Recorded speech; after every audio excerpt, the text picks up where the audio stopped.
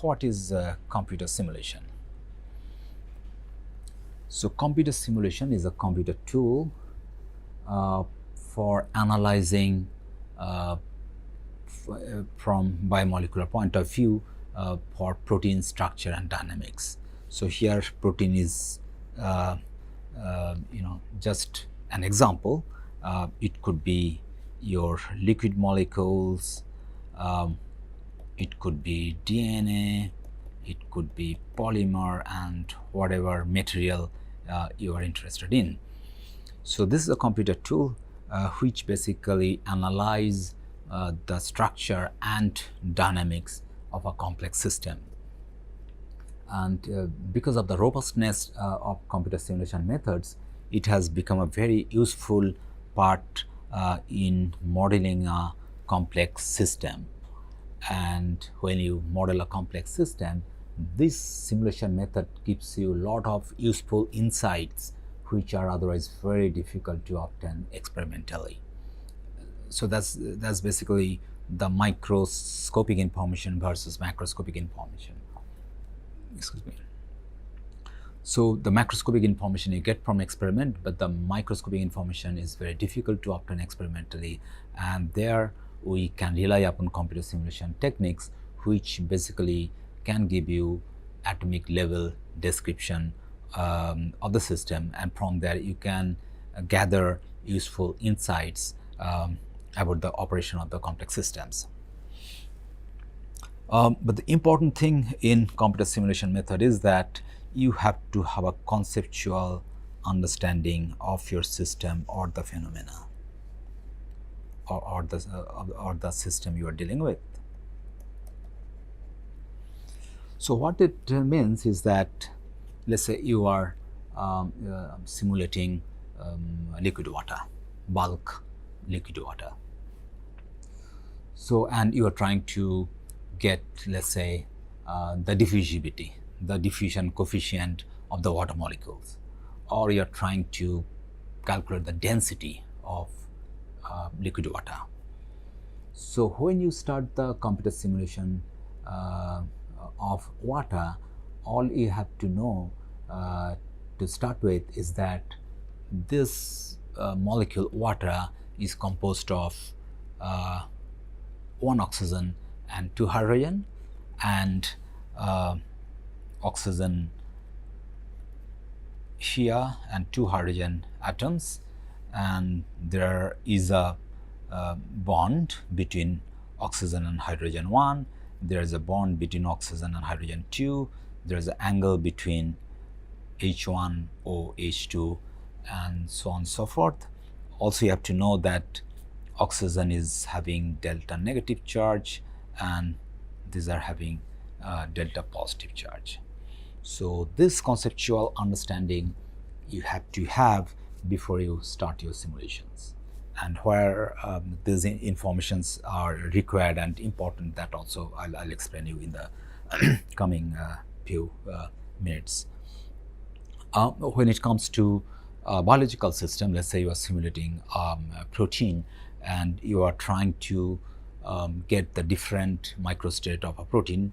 So for a protein, the microstates are nothing but the different conformations. So when you are trying to capture different conformations of a protein, you start your simulation, and the conceptual understanding of the protein you need to know to start with is that this protein is having a sequence of alanine, glycine, lysine, and so on and so forth. And then you also have to tell the computer that my alanine is having this connectivity, and the alanine to glycine there is a peptide bond, and so on and so forth. And in alanine my carbon is positively charged, oxygen is negatively charged, and so on and so forth. So that information, that conceptual understanding, basically the protein sequence and amino acid sequence in the protein, and how the atoms have different charge distribution, and what are the bonds, what are the angles, what are the dihedrals present in the protein, those information you have to define. and that's your conceptual understanding of the system or the phenomena. So once you have that understanding, all you do, you basically put that conceptual understanding as an algorithm. So once you have that algorithm, and you write that algorithm by your programming language, it could be Fortran, it could be C++, and you write those algorithms as a computer program and feed to the computer. So computer now will look for the same H and O atoms, and wherever it gets H and O, it puts up that bond distance value. It will put up that H angle value whenever it finds the three atoms order coming in a consecutive order. So your conceptual understanding is now put up as an algorithm, which is now fed to the computer.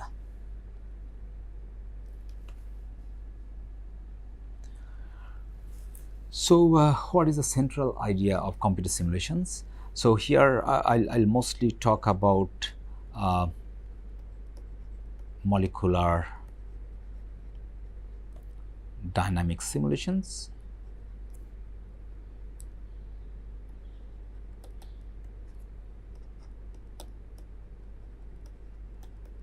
Even though there are many other simulation techniques like Monte Carlo, Brownian dynamics, and so on, but in this topic I'll be covering mostly the molecular dynamics simulation, which is, by the way, perhaps the most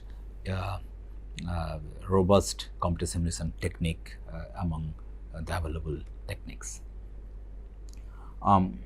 So the central idea of computer simulations in general is that biological activity is the result of time-dependent interactions. That means that there is a time-dependent information present in our biological systems, and that is easily understandable because none the molecules in our body is static. So that all the biomolecules, protein, ligand, nucleic acids, so they are always moving, and whenever they're moving, so they do have different interactions.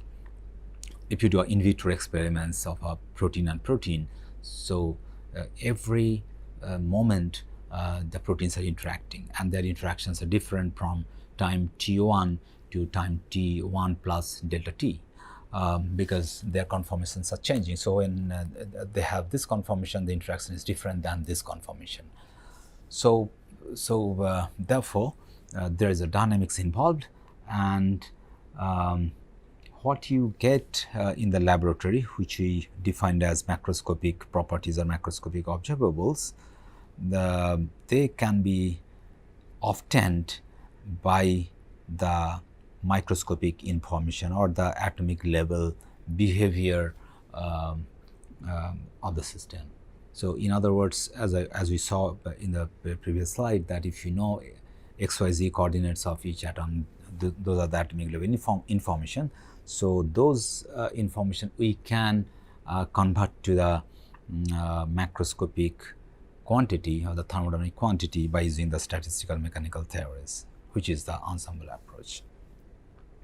And this microscopic information we can explore by MD simulation, and that is what I have introduced the MD simulation to get the microscopic behavior, or in other words, to capture different conformation of a protein, or to look at the different distribution of the water molecules if you are interested to simulate a bulk water.